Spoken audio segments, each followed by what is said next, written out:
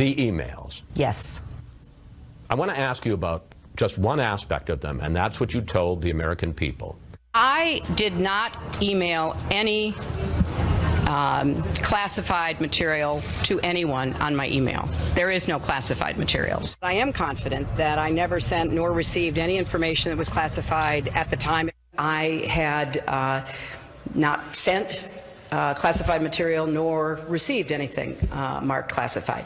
After a long investigation, FBI Director James Comey said none of those things that you told the American public were true. Chris, that's not what I heard Director Comey say. Good morning, Director Comey. Secretary Clinton said she never sent or received any classified information over her private email. Was that true? Our investigation found that there was classified information sent. So it was not true? Right. That's what I said. Secretary Clinton said I did not email any classified material to anyone on my email. There is no classified material. Was that true? There was classified material emailed.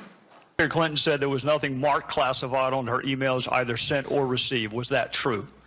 That's not true. Secretary Clinton said I did not email any classified material to anyone on my email. There is no classified material. Was that true? There was classified material emailed. He directly contradicted what... Well, and let me just he not only directly contradicted what you said, he also said in that hearing that you were extremely careless and negligent.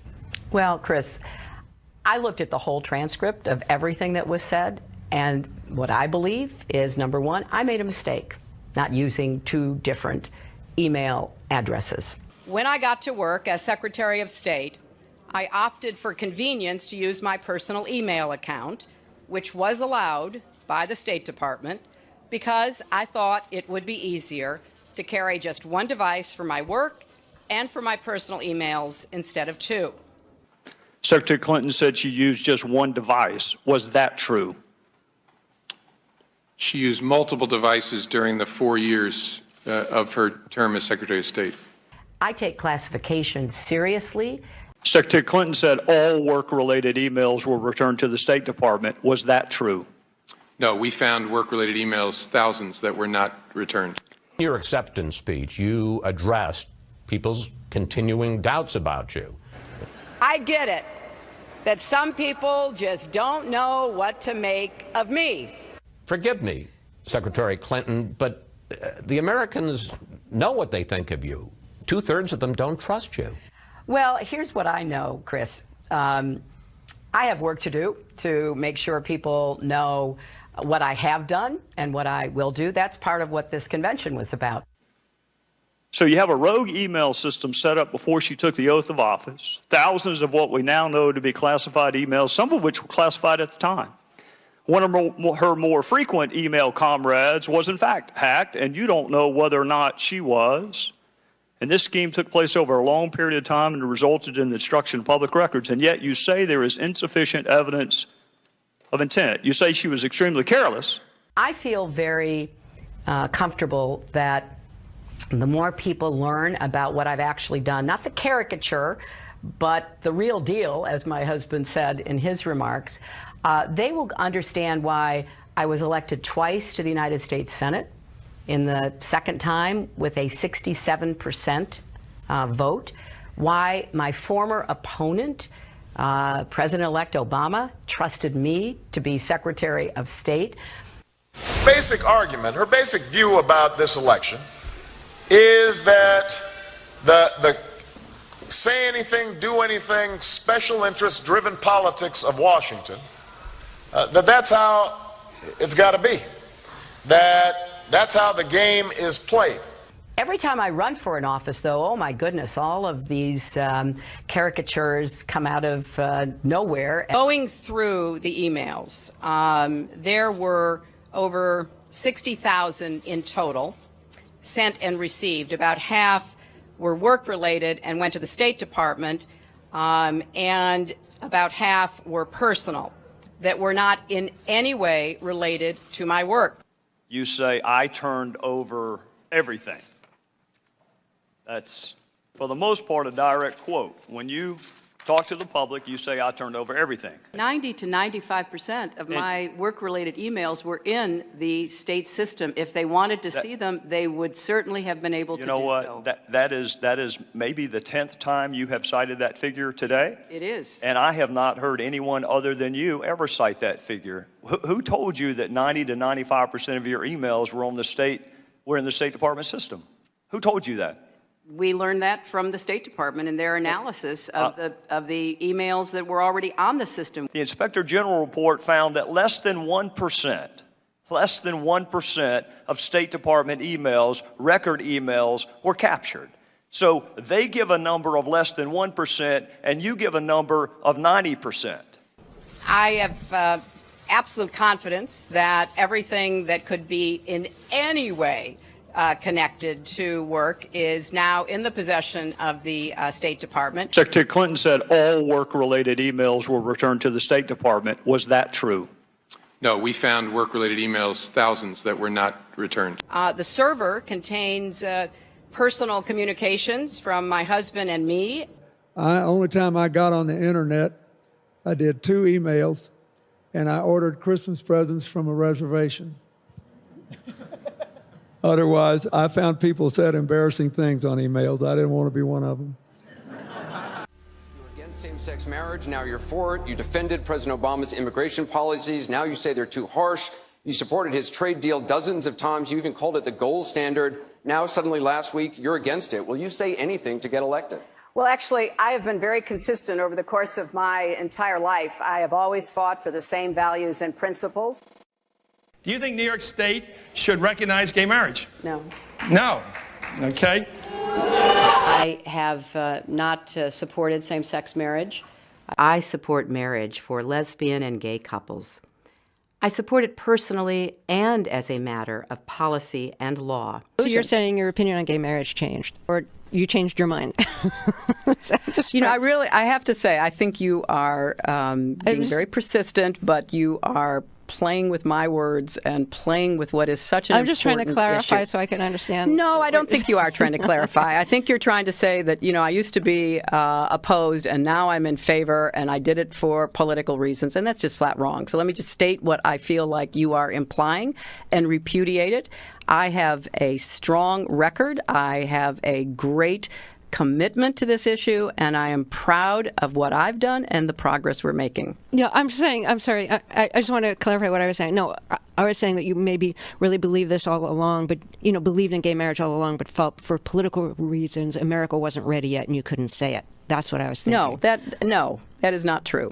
It really is great how long you've supported gay marriage. Yes. I could have supported it sooner. Well, you did it pretty soon. Yeah.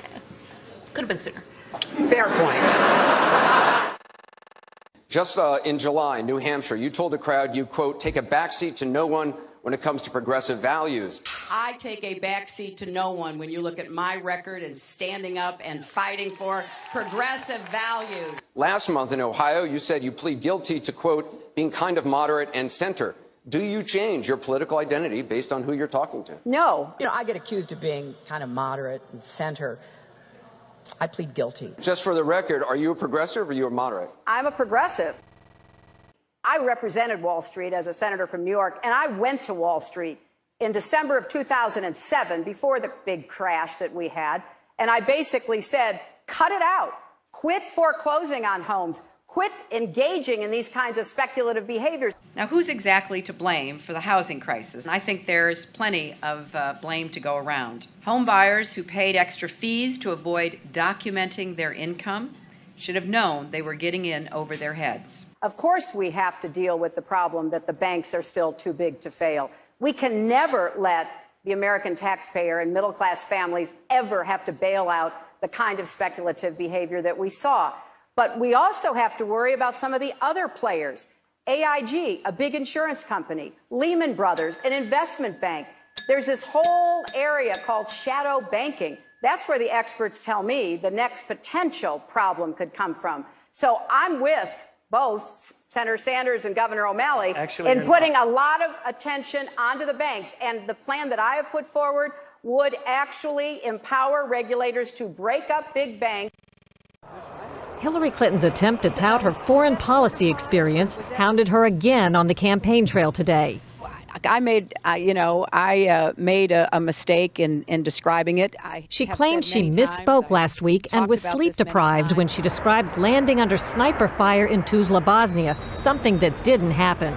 But CBS News has found several times in the past few months when Senator Clinton used the Bosnia trip to try to show her international experience. December in Iowa. We landed in one of those corkscrew landings and ran out because they said there might be sniper fire.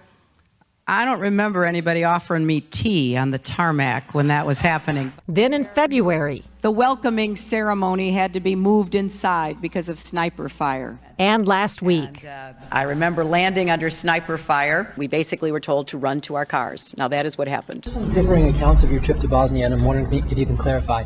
I know you recall, ducking under sniper fire, and Sinbad in his account, who's on the trip, he said that the most dangerous part was remembering where he was going to eat next. He's a comedian, Jeff.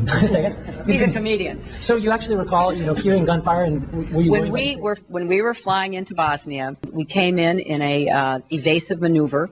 There was no greeting ceremony, and we basically were told to run to our cars. Now that is what happened. After CBS News video showed what really happened when she landed and greeted officials, Senator Clinton maintained there were risks, but explained to the Philadelphia Daily News why she was seen on the Bosnian tarmac greeting a young child if it was really so dangerous.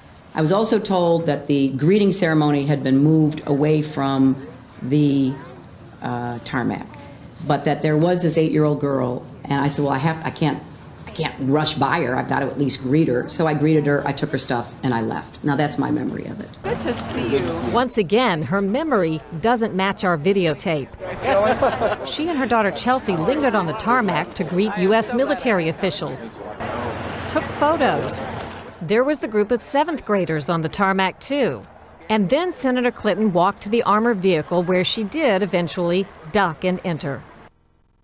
It was one of the highlights of President Clinton's first term, passage of the North American Free Trade Agreement, also known as NAFTA. Critics blame NAFTA for the loss of manufacturing jobs in industrial states, including Ohio and Pennsylvania. Hillary Clinton helped get NAFTA approved. She held at least 5 meetings to strategize about how to win congressional approval. She helped the White House block opposition from labor and environmental groups, and she was the featured speaker at a crucial meeting. Participants in that event said, quote, her remarks were totally pro-NAFTA. There was no equivocation for her support for NAFTA at the time.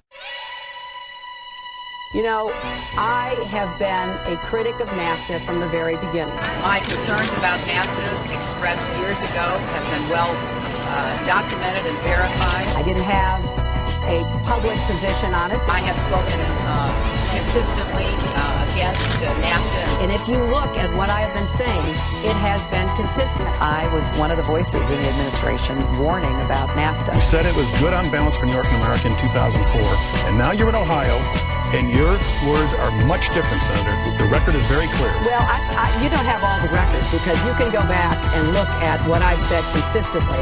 Oh, I think that everybody is in favor of free and fair trade, and I think that NAFTA is proving its worth. I think on balance, NAFTA has been good for New York and America. Parties are supposed to be agnostic when it comes to which candidate they like or don't like. Sure, they have personal feelings. They got to put them aside. We found out the DNC didn't put it aside, and they basically were a shadow Clinton operation. And we have got to elect Hillary Clinton and Tim Kaine.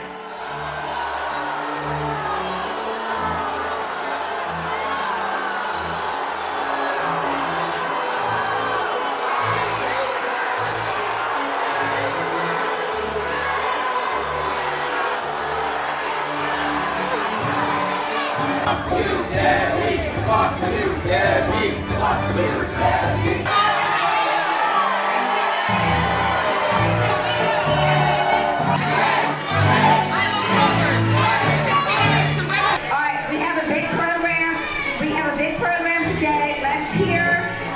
Hillary Clinton was born for such a time as this.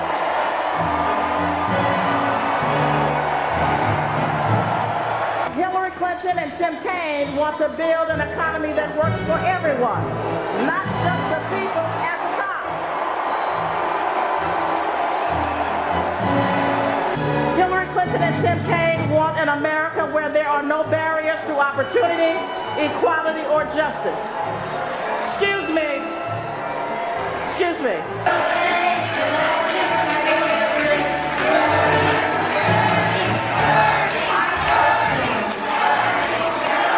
Commitment to justice and equality by nominating Hillary Rodham Clinton as our candidate.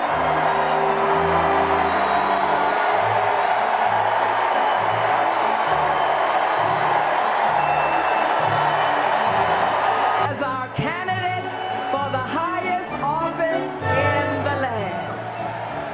God, you have given us wisdom. Now give us courage for the facing of this hour.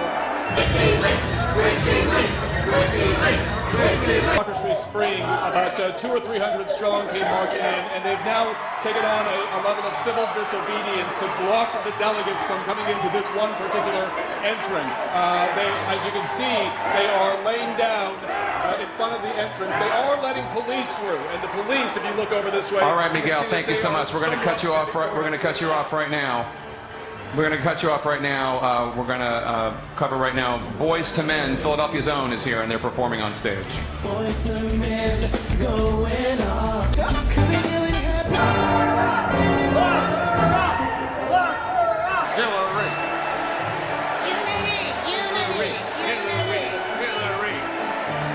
To the Bernie or bust people, you're being ridiculous. You know, what? Listen what you did. That you're so aggrieved that you're going to shut this thing down and basically try to ruin this as a political moment for Hillary Clinton is something.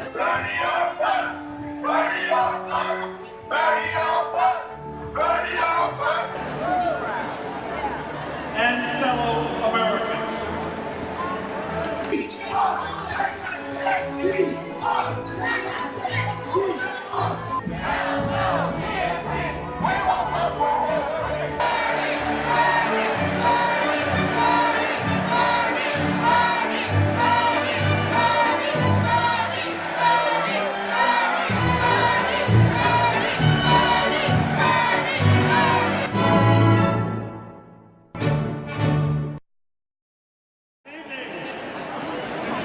Fellow Democrats and fellow Americans. Who are these Democrats?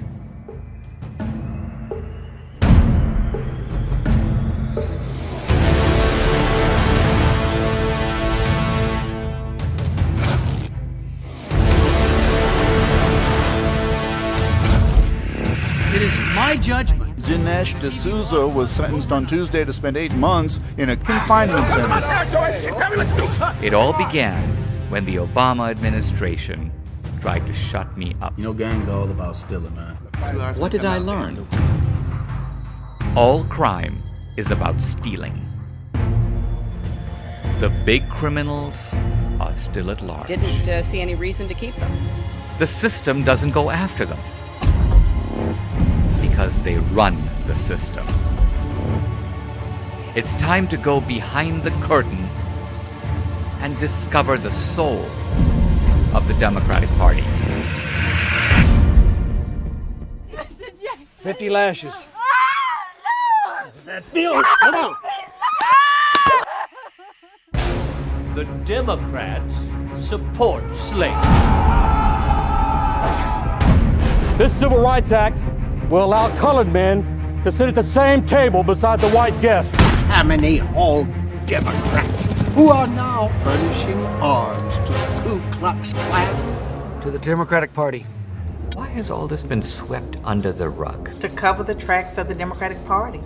And we're not even talking about ancient history. The racism continued well into the 20th century. That as long as the black man continue to ravish our white women, we will continue to lynch him. We gotta give him a little something. Plantation politics. The Democrats went from slavery to enslavement. Corrupt big city bosses, that's how you get corrupt unions. What does progressive actually mean?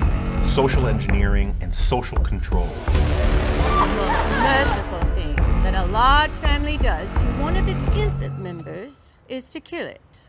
The opening video at the Democratic Convention in 2012, government is the one thing we all belong to. Because no, government belongs to us. We don't belong to it. What are these Democrats hiding? This is about buying and selling influence by foreign oligarchs and foreign governments. When you follow the money, there are very, very few coincidences. What if the goal of the Democratic Party is to steal the most valuable thing the world has ever produced?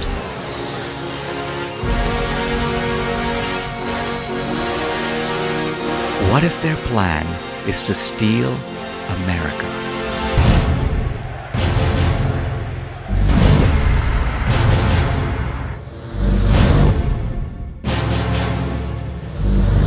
Who will stop them now?